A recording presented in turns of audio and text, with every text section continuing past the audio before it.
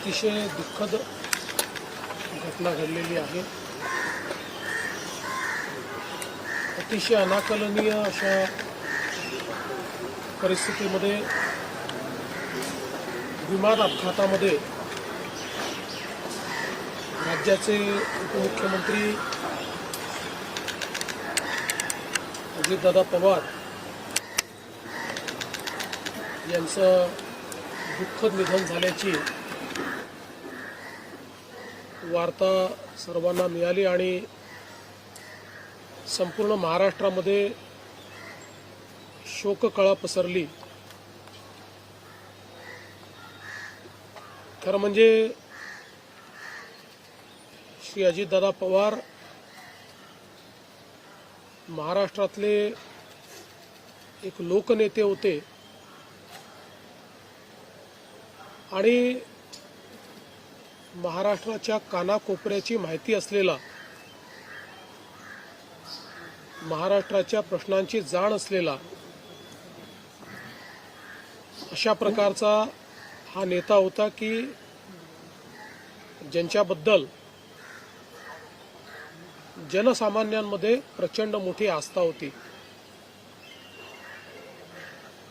अजितदादा एक अतिशय संघर्षशील अशा प्रकारचं नेतृत्व होतं आणि सर्व परिस्थितीमध्ये न डगमगता पुढे जाणारं अशा प्रकारचं व्यक्तिमत्व होतं। महाराष्ट्राकरता आजचा दिवस हा अतिशय कठीण दिवस आहे, कारण अशा प्रकारचं नेतृत्व तयार व्हायला अनेक वर्ष लागतात आणि ज्यावेळी महाराष्ट्राच्या विकासामध्ये अतिशय महत्त्वपूर्ण योगदान ते देत होते, अशा काळामध्ये त्यांचं निघून जाणं